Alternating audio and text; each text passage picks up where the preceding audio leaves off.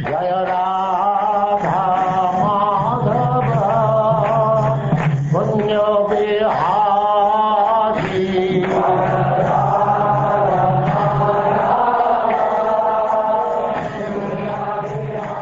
And now Chapter 29 talks between Narad and King Prachinabodhi.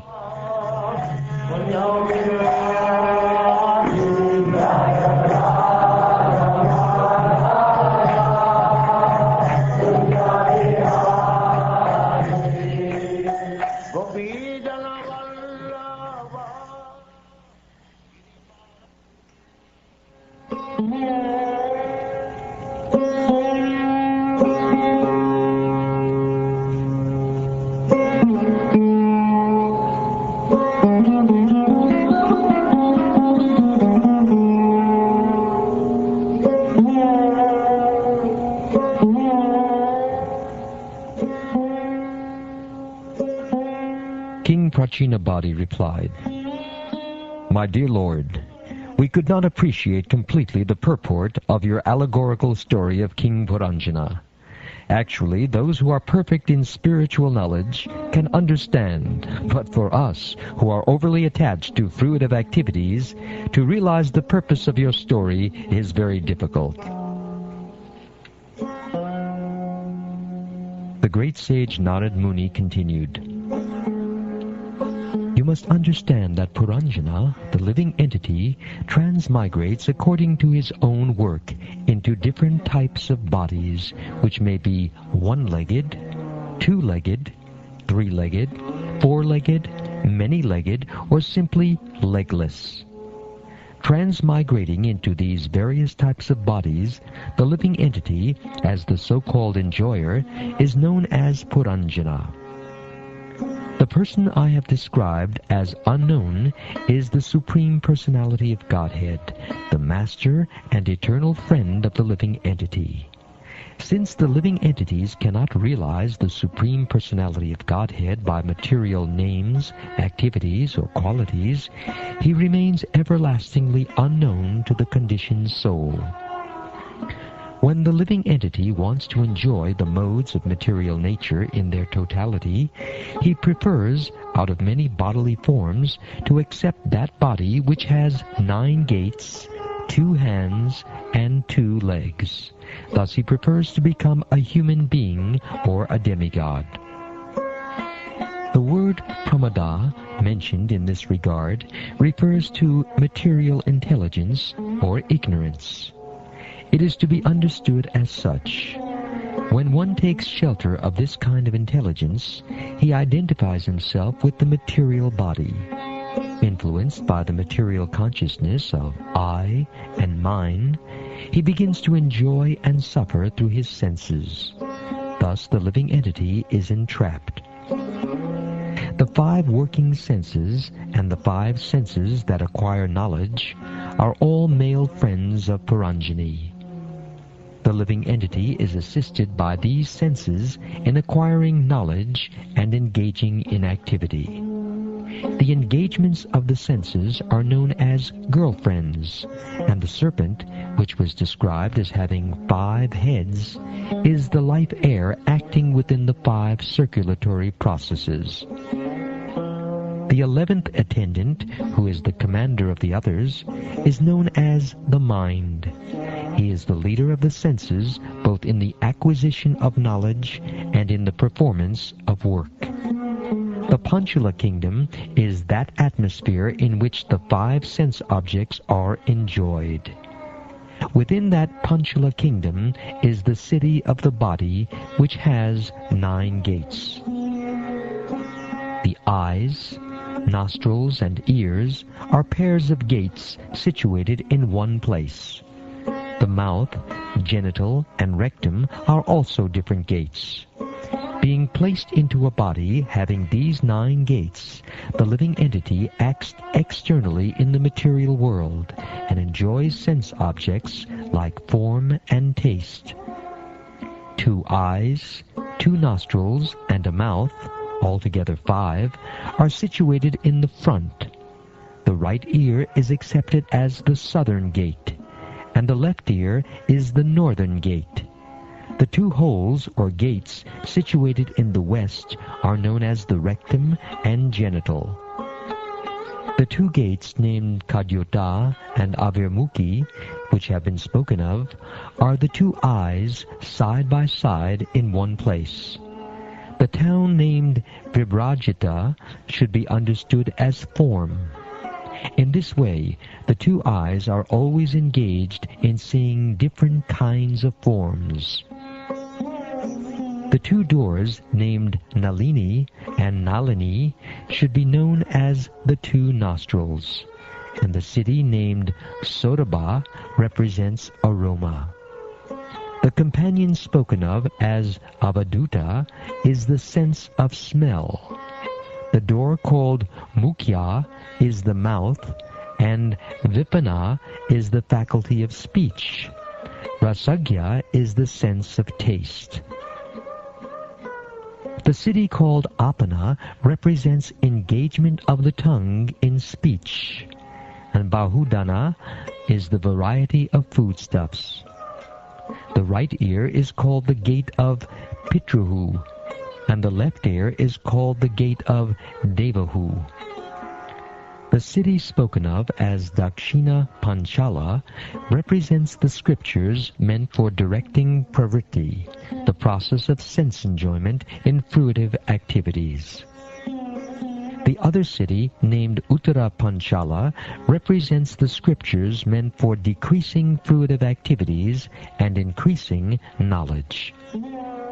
The living entity receives different kinds of knowledge by means of two ears, and some living entities are promoted to Pitraloka and some to Devalaloka. All this is made possible by the two ears. The city called Gramaka, which is approached through the lower gate of Asuri, or the genital, is meant for sex, which is very pleasing to common men who are simply fools and rascals. The faculty of procreation is called Durmada, and the rectum is called Nritti. When it is said that Puranjana goes to Vaishasa, it is meant that he goes to hell. He is accompanied by Labdaka, which is the working sense in the rectum. Formerly, I have also spoken of two blind associates. These associates should be understood to be the hands and legs.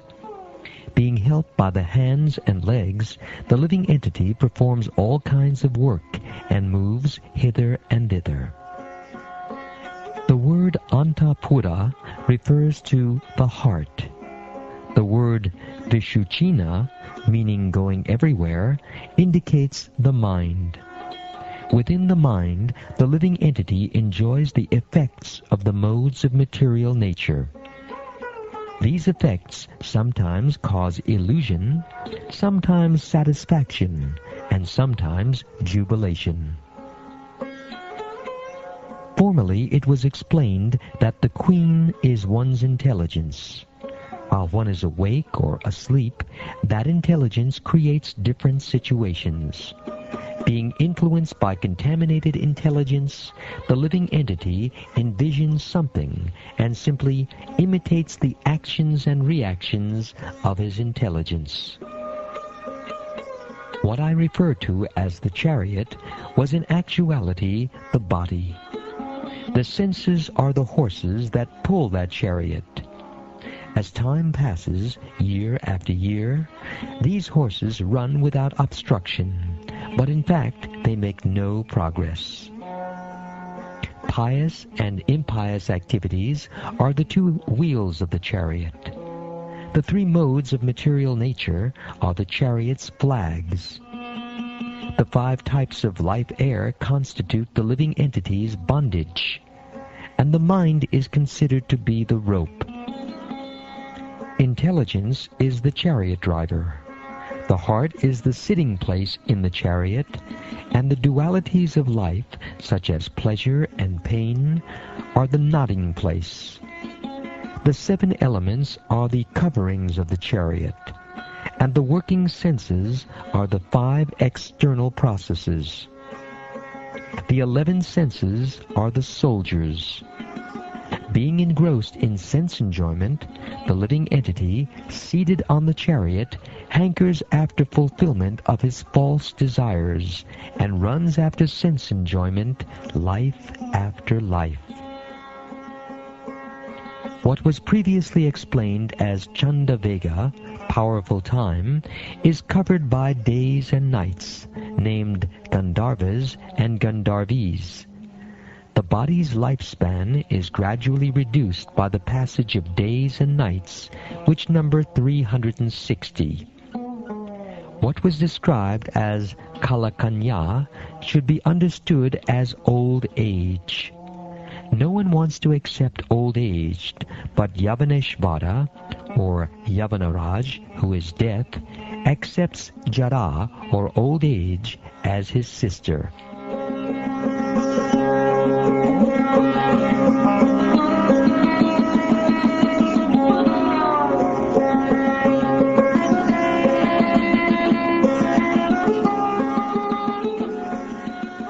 Followers of Yavaneshvar, or Yamaraj, are called the soldiers of death, and they are known as the various types of disturbances that pertain to the body and mind. Prajvada represents the two types of fever, extreme heat and extreme cold, typhoid and pneumonia. The living entity lying down within the body is disturbed by many tribulations pertaining to providence, to other living entities, and to his own body and mind. Despite all kinds of tribulations, the living entity, subjected to the necessities of the body, mind, and senses, and suffering from various types of disease, is carried away by many plans due to his lust to enjoy the world. Although transcendental to this material existence, the living entity, out of ignorance, accepts all these material miseries under the pretext of false egoism, I and mine. In this way, he lives for 100 years within this body. The living entity, by nature, has minute independence to choose his own good or bad fortune. But when he forgets his Supreme Master, the personality of Godhead, he gives himself up unto the modes of material nature. Being influenced by the modes of material nature, he identifies himself with the body and, for the interest of the body, becomes attached to various activities. Sometimes he is under the influence of the mode of ignorance, sometimes the mode of passion, and sometimes the mode of goodness. The living entity thus gets different types of bodies under the modes of material nature. Those who are situated in the mode of goodness act piously according to Vedic injunctions. Thus they are elevated to the higher planetary systems where the demigods live. Those who are influenced by the mode of passion engage in various types of productive activities in the planetary systems where human beings live. Similarly, those influenced by the mode of darkness are subjected to various types of misery and live in the animal kingdom. Covered by the mode of ignorance in material nature, the living entity is sometimes a male, sometimes a female, sometimes a eunuch, sometimes a human being, sometimes a demigod, sometimes a bird, an animal, and so on. In this way he is wandering within the material world. His acceptance of different types of bodies is brought about by his activities under the influence of the modes of nature. The living entity is exactly like a dog who, overcome with hunger, goes from door to door for some food. According to his destiny, he sometimes receives punishment and is driven out, and at other times receives a little food to eat. Similarly, the living entity, being influenced by so many desires, wanders in different species of life according to destiny. Sometimes he is high, and sometimes he is low. Sometimes he goes to the heavenly planets, sometimes to hell, sometimes to the middle planets, and so on.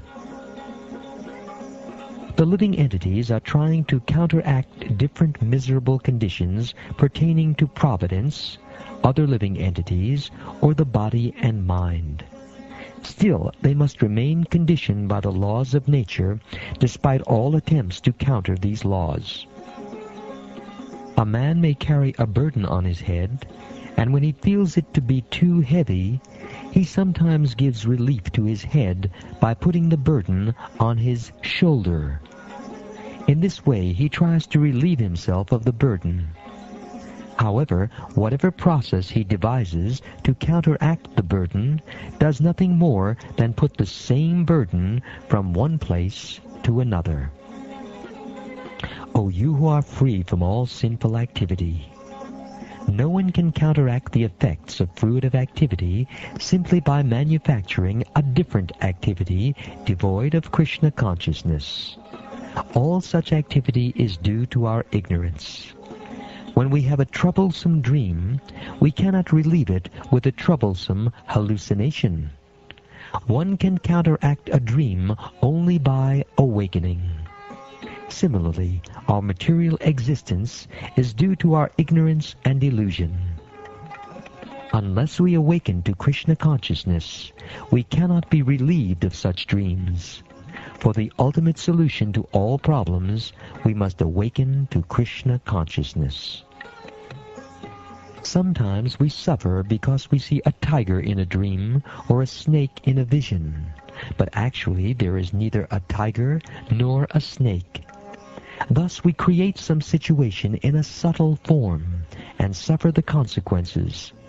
These sufferings cannot be mitigated unless we are awakened from our dream. The real interest of the living entity is to get out of the nescience that causes him to endure repeated birth and death. The only remedy is to surrender unto the Supreme Personality of Godhead through his representative.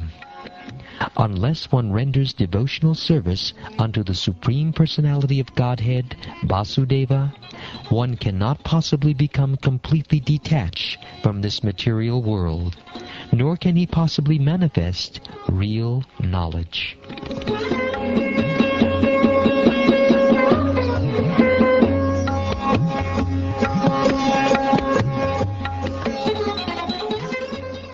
O best of kings, one who is faithful, who is always hearing the glories of the Supreme Personality of Godhead, who is always engaged in the culture of Krishna consciousness and in the hearing of the Lord's activities, very soon becomes eligible to see the Supreme Personality of Godhead face to face. My dear King, in the place where pure devotees live, following the rules and regulations, and thus purely conscious, and engaged with great eagerness in hearing and chanting the glories of the Supreme Personality of Godhead, in that place, if one gets a chance to hear their constant flow of nectar, which is exactly like the waves of a river, one will forget the necessities of life, namely hunger and thirst, and become immune to all kinds of fear, lamentation, and delusion. Because the conditioned soul is always disturbed by the bodily necessities such as hunger and thirst, he has very little time to cultivate attachment to hearing the nectarian words of the Supreme Personality of Godhead. The most powerful Lord Brahma, the father of all progenitors, Lord Shiva, Manu, Daksha, and the other rulers of humankind, the four saintly first-class brahmacharis headed by Sanaka and Sanatan, the great sages Marichi, Atri, Angira, Pulastya, Pulaha, Kratu, Brigu, and Vasishta, and my humble self, Narad, are all stalwart Brahmins who can speak authoritatively on Vedic literature. We are very powerful because of austerities, meditation, and education. Nonetheless, even after inquiring about the Supreme Personality of Godhead, whom we always see, we do not know perfectly about Him. Despite the cultivation of Vedic knowledge, which is unlimited, and the worship of different demigods by the symptoms of Vedic mantras, demigod worship does not help one to understand the Supreme Powerful Personality of Godhead. When a person is fully engaged in devotional service, he is favored by the Lord, who bestows His causeless mercy. At such a time, the awakened devotee gives up all material activities and ritualistic performances mentioned in the Vedas. My dear King Bharisman, you should never out of ignorance take to the Vedic rituals or to fruitive activities, which may be pleasing to hear about or may appear to be the goal of self-interest. You should never take these to be the ultimate goal of life. Those who are less intelligent accept the Vedic ritualistic ceremonies as all in all. They do not know that the purpose of the Vedas is to understand one's own home, where the Supreme Personality of Godhead lives. Not being interested in their real home, they are illusioned and search after other homes. My dear King, the entire world is covered with the sharp points of kusha grass, and on the strength of this you have become proud, because you have killed various types of animals in sacrifices. Because of your foolishness, you do not know that devotional service is the only way one can please the Supreme Personality of Godhead. You cannot understand this fact. Your only activities should be those that can please the Supreme Personality of Godhead. Our education should be such that we can become elevated to Krishna consciousness. Sri Hari, the Supreme Personality of Godhead, is the Supersoul and guide of all living entities who have accepted material bodies within this world. He is the supreme controller of all material activities in material nature. He is also our best friend, and everyone should take shelter at his lotus feet. In doing so, one's life will be auspicious. One who is engaged in devotional service has not the least fear in material existence. This is because the Supreme Personality of Godhead is the Supersoul and friend of everyone. One who knows this secret is actually educated, and one thus educated can become the spiritual master of the world. One who is an actually bona fide spiritual master, representative of Krishna, is not different from Krishna.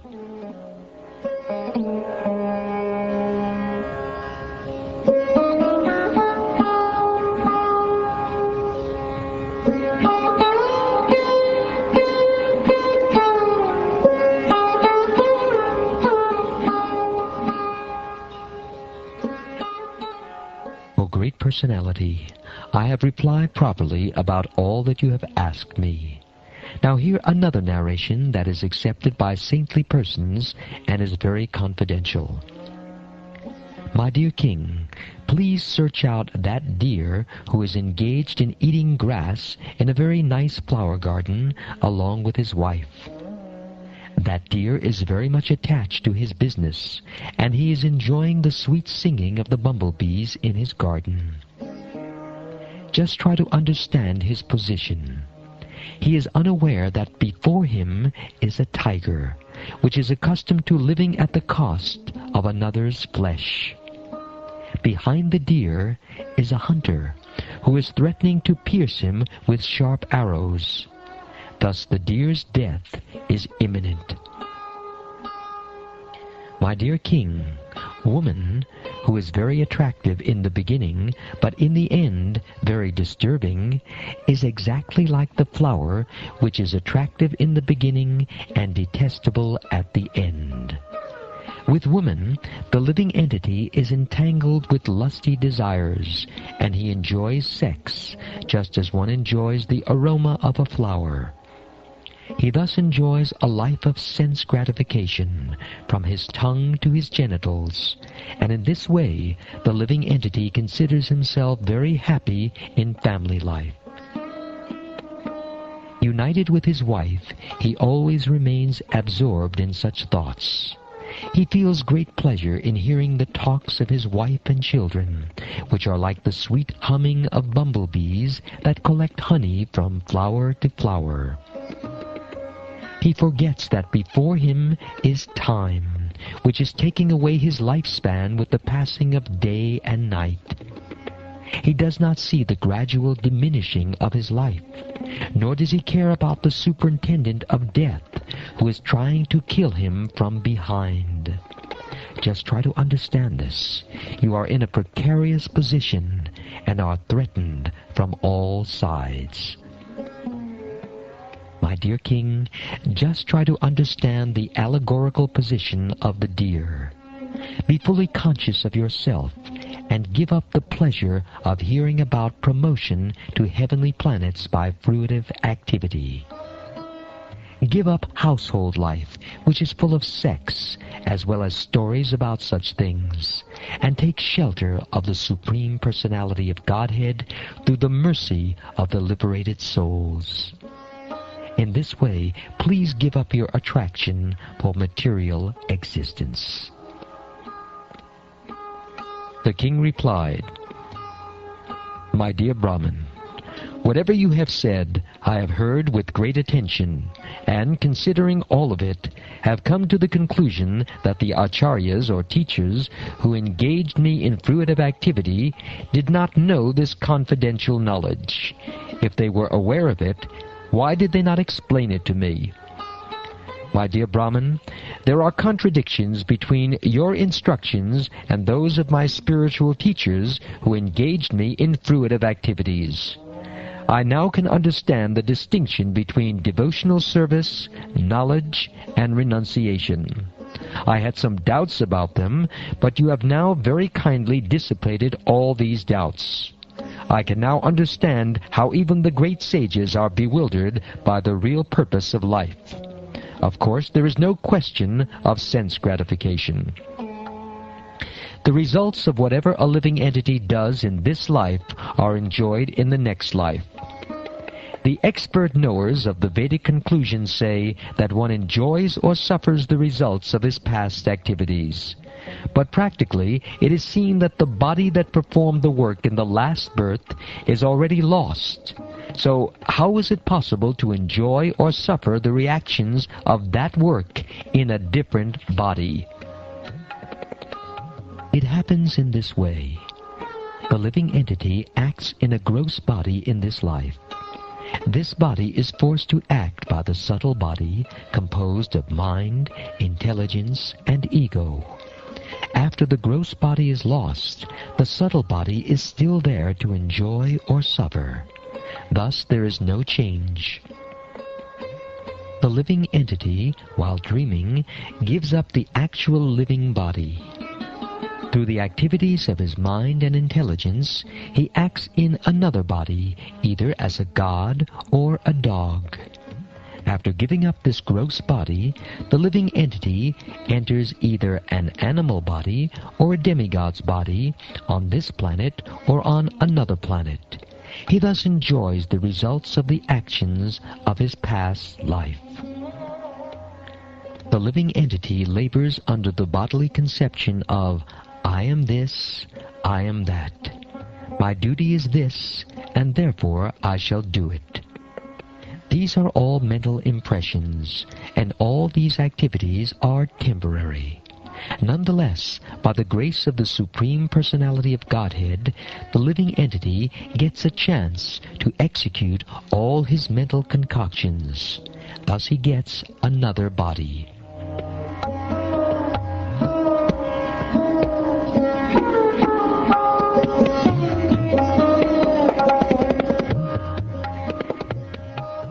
one can understand the mental or conscious position of a living entity by the activities of two kinds of senses, the knowledge-acquiring senses and the executive senses. Similarly, by the mental condition or consciousness of a person, one can understand his position in the previous life. Sometimes we suddenly experience something that was never experienced in the present body by sight or hearing. Sometimes we see such things suddenly in dreams. Therefore, my dear King, the living entity who has a subtle mental covering develops all kinds of thoughts and images because of his previous body. Take this from me as certain. There is no possibility of concocting anything mentally without having perceived it in the previous body. O King, all good fortune unto you. The mind is the cause of the living entities attaining a certain type of body in accordance with his association with material nature. According to one's mental composition, one can understand what the living entity was in his past life, as well as what kind of body he will have in the future. Thus, the mind indicates the past and future bodies. Sometimes in a dream, we see something never experienced or heard of in this life. But all these incidents have been experienced at different times, in different places, and in different conditions. The mind of the living entity continues to exist in various gross bodies, and according to one's desires for sense gratification, the mind records different thoughts. In the mind, these appear together in different combinations. Therefore, these images sometimes appear as things never seen or never heard before. Krishna consciousness means constantly associating with the Supreme Personality of Godhead in such a mental state that the devotee can observe the cosmic manifestation exactly as the Supreme Personality of Godhead does. Such observation is not always possible, but it becomes manifest exactly like the dark planet known as Rahu, which is observed in the presence of the full moon. As long as there exists the subtle material body composed of intelligence, mind, senses, sense objects, and the reactions of the material qualities, the consciousness of false identification and its relative objective, the gross body, exist as well. When the living entity is in deep sleep, when he faints, when there is some great shock on account of severe loss, at the time of death, or when the body temperature is very high, the movement of the life air is arrested. At that time, the living entity loses knowledge of identifying the body with the self. When one is a youth, all the 10 senses and the mind are completely visible. However, in the mother's womb or in the boyhood state, the sense organs and the mind remain covered, just as the full moon is covered by the darkness of the dark moon night. When the living entity dreams, the sense objects are not actually present. However, because one has associated with these sense objects, they become manifest. Similarly, the living entity with undeveloped senses does not cease to exist materially, even though he may not be exactly in contact with the sense objects. The 5 sense objects, the 5 sense organs, the 5 knowledge-acquiring senses, and the mind are the 16 material expansions. These combine with the living entity and are influenced by the 3 modes of material nature. Thus the existence of the conditioned soul is understood. By virtue of the processes of the subtle body, the living entity develops and gives up gross bodies. This is known as the transmigration of the soul. Thus the soul becomes subjected to different types of so-called enjoyment, lamentation, fear, happiness, and unhappiness. The caterpillar transports itself from one leaf to another by capturing one leaf before giving up the other. Similarly, according to his previous work, the living entity must capture another body before giving up the one he has. This is because the mind is the reservoir of all kinds of desires. As long as we desire to enjoy sense gratification, we create material activities. When the living entity acts in the material field, he enjoys the senses, and while enjoying the senses, he creates another series of material activities. In this way, the living entity becomes entrapped as a conditioned soul. You should always know that this cosmic manifestation is created, maintained, and annihilated by the will of the Supreme Personality of Godhead. Consequently, everything within this cosmic manifestation is under the control of the Lord. To be enlightened by this perfect knowledge, one should always engage himself in the devotional service of the Lord.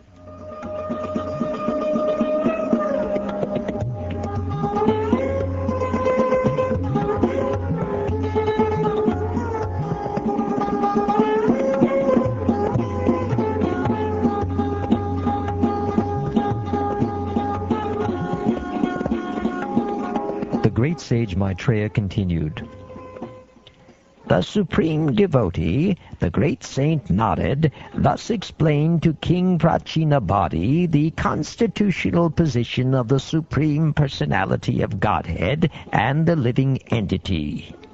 After giving an invitation to the king, Narad Muni left to return to Siddhaloka. In the presence of his ministers, the saintly King Prachinabhati left orders for his sons to protect the citizens.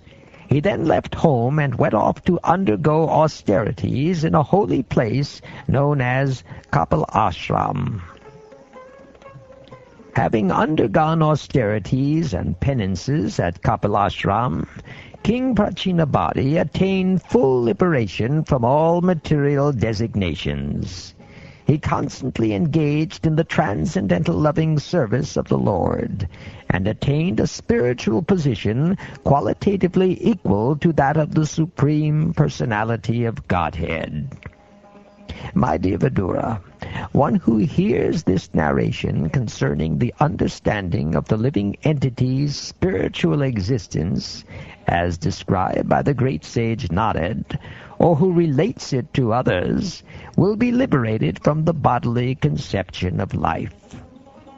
This narration, spoken by the great sage Narad, is full of the transcendental fame of the Supreme Personality of Godhead. Consequently, this narration, when described, certainly sanctifies this material world.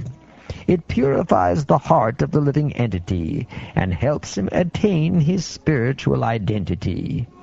One who relates this transcendental narration will be liberated from all material bondage and will no longer have to wander within this material world. The allegory of King Puranjana, described herein according to authority, was heard by me from my spiritual master, and it is full of spiritual knowledge. If one can understand the purpose of this allegory, he will certainly be relieved from the bodily conception, and will clearly understand life after death. Although one may not understand what transmigration of the soul actually is, one can fully understand it by studying this narration. A desire to maintain body, wife, and children is also observed in animal society. The animals have full intelligence to manage such affairs. If a human being is simply advanced in this respect, what is the difference between him and an animal?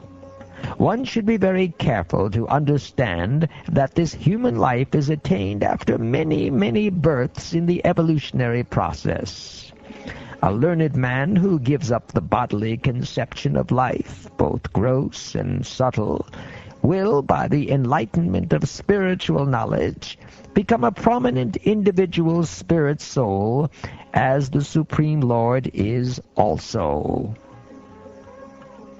If a living entity is developed in Krishna consciousness and is merciful to others, and if his spiritual knowledge of self-realization is perfect, he will immediately attain liberation from the bondage of material existence. Everything happening